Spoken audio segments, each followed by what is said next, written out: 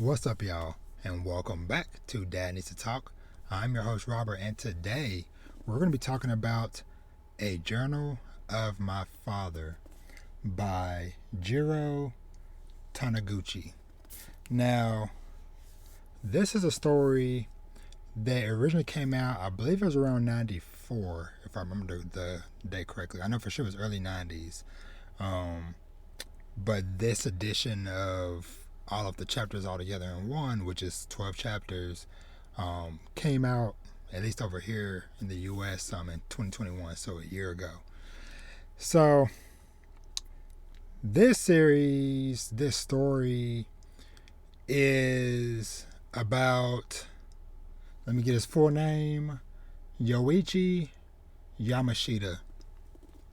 Now, Yoichi, he is basically this is a story of him going back to his hometown after over a decade for his father's funeral.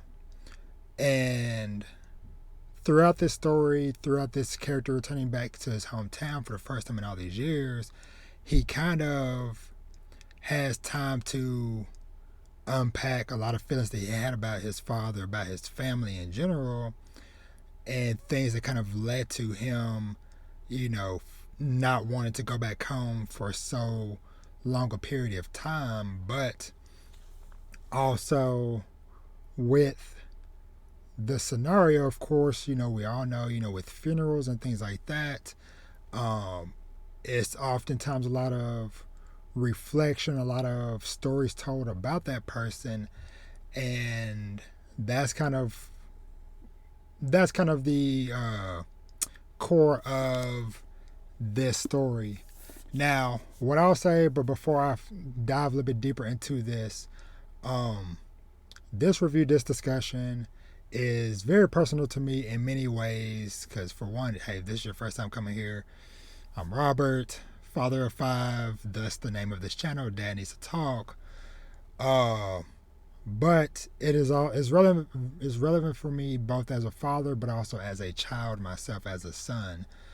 And with that being said, there may be some heavier topics or discussions brought up in this, whatever. So just as a heads up for this, because I will not only talk about what this story entails, but also how it kind of connected to me in a very personal way.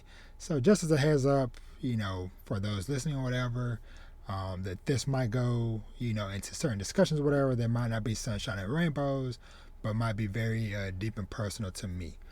So, with that being said, at the time of me releasing this review, it will be my mother's birthday, August 15th. Now, I originally started reading this and was planning to get this review out in time for Father's Day because, hey, makes sense. I'm a dad. A story called A Journal of My Father. Perfect timing, but life happened, things happened. That was also the weekend where I had got surprised and did a panel at Fan Expo Dallas. So it was a busy weekend, and so it didn't happen. And so here we are a few months later, coming up on this very personal date to me. And so, in a way, it kind of felt appropriate that I finished reading this weekend and put it out on this day. Like I said, it just so happened my mother's birthday is going to fall on a Monday this year. And for those who do not know, the kind of the crux behind the feelings that kind of led to me to create Dad Needs to Talk is because early last year I lost my mother, just months after losing my older sister. And so a lot of things that are discussed in this story hits very close to home because it's a lot of things I kind of went through, because just like Yoichi, I grew up in a very small town to where everybody knew everybody. But eventually I moved away as well like he did. But I didn't necessarily have like the same friction, with my family and stuff that he did. But there were some long stretches of time to where I also didn't visit my hometown. So Yoichi throughout the story, and I guess I'll kind of touch on that a little bit more before I dive into like the connections with myself. So this story goes through lots of ebbs and flows of a lot of very big moments that happen throughout Yoichi's life. And so, as you can see on the cover of the book, it is his father holding him when he was a toddler, his mother, and his older sister. And his father was a barber, had his own barbershop and things of that nature. And his father was also very deep into his work and his craft, but something that kind of like led to things kind of starting to friction and fall apart. And I don't want to spoil every single aspect of the story, which I would not, but just to touch on some of like some like a couple of just like key story points to kind of like let you know like where things kind of start to turn for Yoichi in his life. Is that in his childhood, and I can't remember which event happened first, but basically there ended up being a very big fire that like ravaged and destroyed like half of their little town. And so with that, his family was pretty much homeless for a while. Um, the mom's dad gave them some money to kind of like, hey, here's some money, get y'all a place to live, because they were basically kind of like living on the street for a while. Because one of the only things that actually survived the fire, surprisingly, was actually his one of his chairs that he used to cut hair. And so they were just kind of set up in just like the husk of this old house, and he still would have people come by and he would still kind of clean them up and stuff, where they give them haircuts and stuff.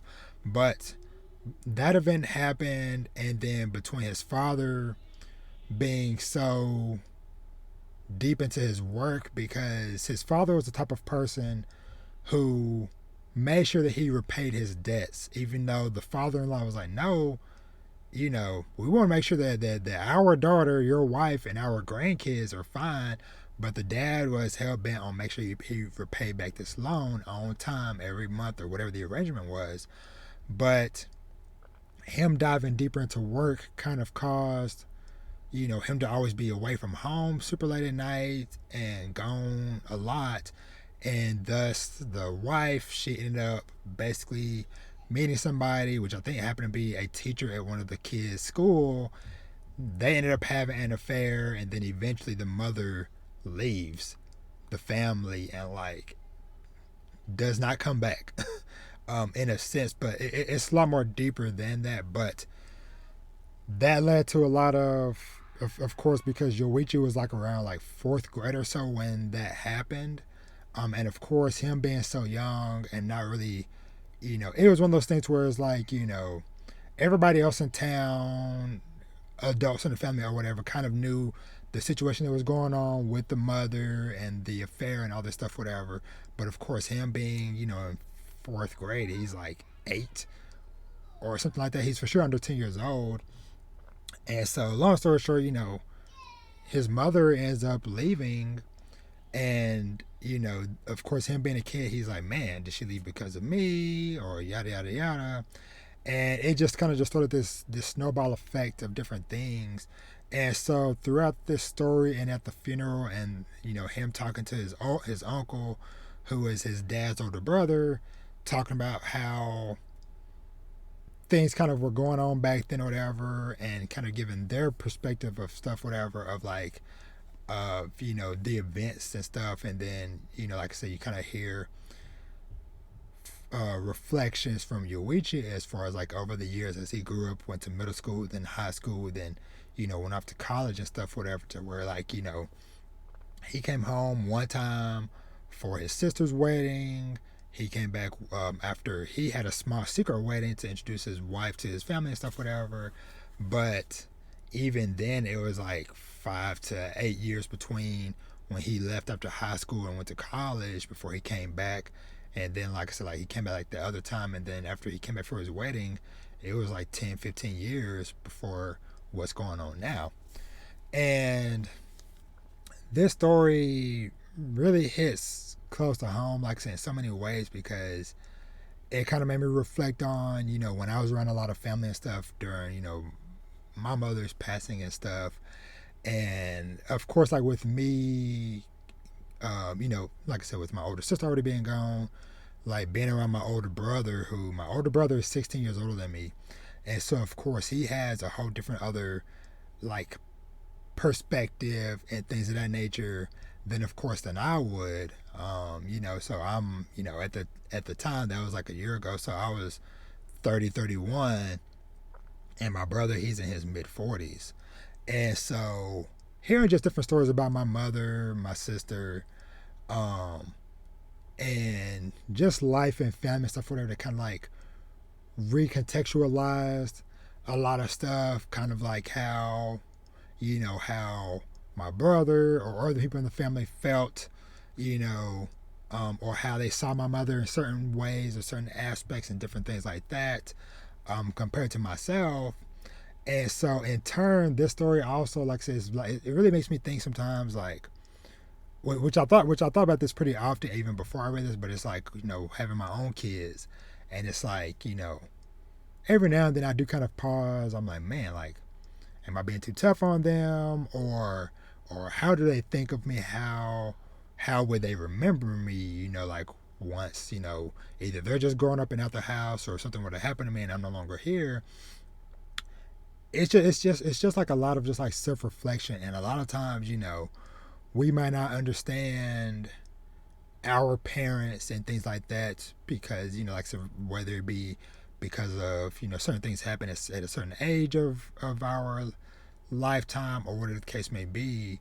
But, you know Yoichi, of course, throughout this, does have some regret, as far as like, not, I guess not, at least like not even trying to build that connection, whatever. Which I'm also not saying that everybody needs to, because everybody's situations are different, and so sometimes, regardless of if a person is your parent or your elder or whatever, you know that conversation might not even necessarily need to be a thing. But for Yuichi's case, like I said, with him, with certain things happening when he was very small, and he kind of had a different perspective of what he thought, or who he thought his father was, compared to the reality. And, hearing from his uncle and other people of like, yeah, your father, you know was always very proud of you, and basically kind of always hoped that, that you would come back home at some point, or he waited for you, so to speak. And that is a very heavy weight, and just kind of a reminder that sometimes, like, to not take for granted the time you may have with people, with family, especially if they're within arm's reach, so to speak. Um, and so, sometimes we kind of take for granted that, oh no, my family or my hometown or whatever, oh, it's just an hour's drive away, or a couple hours away, or whatever, I can go there anytime. And you think like, oh, I'm young, my parents or whoever, they still got a long time to come, or whatever. But sometimes, life and the reality of stuff, um, happens, and then it's like, we kind of have those regrets, because I definitely do, because, especially now, having kids, with my stepkids, and then of course with my baby boy Vash.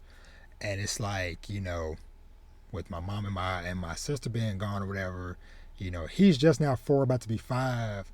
And so at the time, he was what, 2 or so, 2, 3 years old when both of them passed.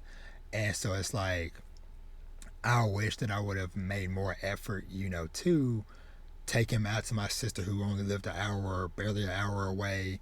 Or even though my mother was 8 hours away in a different, several states over, still had made that effort to do that, because it's like, oh, we still got plenty of time. I'm in my 30s, my sister's in her early 40s. We good. But then it's like, the reality of life didn't happen that way. And so it's like, much like Yuichi reflecting in this story, I hope that I leave a positive, impression and memory for my own kids and things of that nature. Um, and that, I do my best to try to make sure that those, avenues of dialogue are there, so that, we don't end up in this situation to where it's like, my kids are like, oh, I got to get out of this house. Once I'm out, I'm never going to look back, which, hey, like I said, sometimes it happens, sometimes we're all in different situations and stuff, because that's at least how I felt, like with my hometown I grew up in, like, you know, I graduated high school in 2008, and in the 12 or so years since then, I've been back maybe 5 times or so, in over, 10 to 15 years. And so, which part of that is because, my immediate family is no longer down there. My mother, we got my mother out of there years ago, and my sister, she was up in my area or whatever. So it also was like not much of a reason to go back. But like I said, all this to say is just, cherish your family, your friends, cherish those connections, those bonds while you have them. And to the children out there, if your parents are still around, and if you do still have that avenue available for that dialogue to happen or whatever, at least try, to make those connections, or maybe try to at least get to know your parent on a different level or a different perspective from just the idea you have of your parents, from when you were a child growing up. Like I said, hey, if your situation is different, of course I understand. But like I said, if you are in a situation to where you can have those connections and stuff, whatever, do that.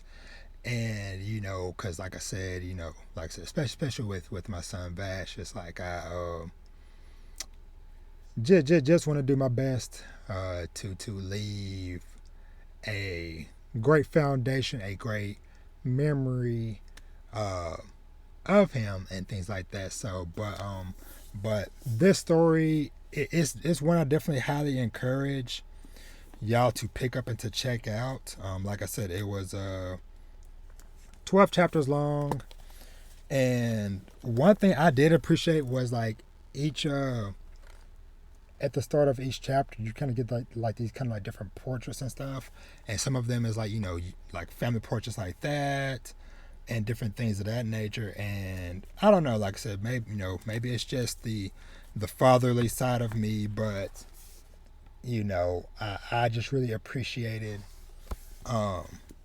those images, and the, like I said, for something that was written like in the early 90s or whatever.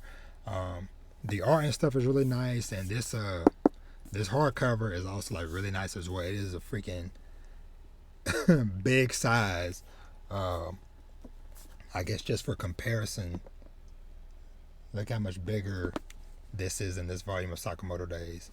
But yeah, like I said, hopefully this talk, this discussion, this slight fatherly ramble,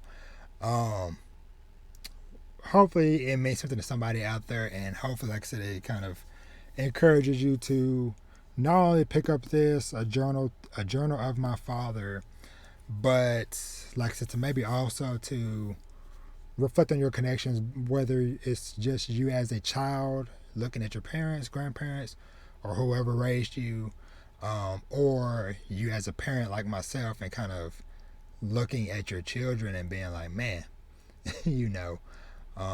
but overall, like I said, this was just it was a very good read. But like I said, it just like definitely hit very close to home in so many aspects of it. And like I said, that's one reason why I didn't want to like dive into like every single detail that happened along the way, because it's something that I feel like is best experienced once you read the story itself. But like I said, this was just kind of more so a way for me to kind of express myself and just kind of like I said, reflect on some things in my own life, and this journey of fatherhood that I have been on for a while now. Like I said, I've kind of gotten to do it from a couple of different perspectives. Like I said, I was a stepfather for a handful of years before I had my own son, and now even he is about to be 5.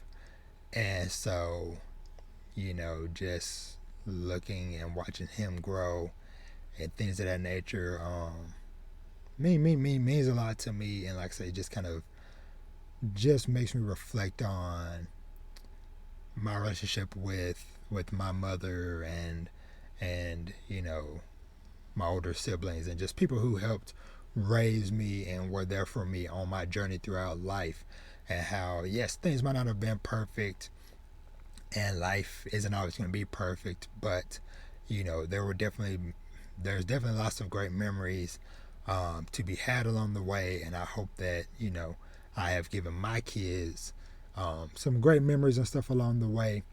And I guess I'll close out this by saying, if somehow, some way, some point in the future, if any of my kids, Jay, Nay, Na, Andre, and baby boy Vash, if at some point in the future any of y'all are watching this, just know that I love y'all a lot. Things might not have always been perfect, but me and mommy did our best to try to make life, good and stuff for y'all. And I hope that, from this point in time, mid-August of 2022, that between now and maybe years from now in the future when y'all are watching this, that, life and everything, got even better than what it is now. But I just want all of y'all to know that I love y'all a lot. From the bottom of my heart, and just know I'm always here for you. And these videos and stuff, this is another reason why I enjoy having this podcast feed, this YouTube channel, all these videos and stuff, whatever. It's just another way to kind of like document myself, not only for my own personal reasons, but for my kids, family, whoever might see this and stuff, whatever. But like I said, to my kids, just know I love you so freaking much. And yeah, I'm gonna end this here before I get too sappy and too teary-eyed and stuff, whatever. But like I said, just know that A Journal of a Father is a fantastic read, and rest in peace to the author, because I saw that he had passed away in 2017, which was the year that Vash was born. So thank you for doing this awesome work, and I look forward to checking out some of his many other works that he did over the years and stuff. So, but with that being said, as I always say, treat yourself to something nice, read some manga, watch some anime, play some video games, and live your best life, and cherish your family. And with that, I'm out. I love y'all. Peace.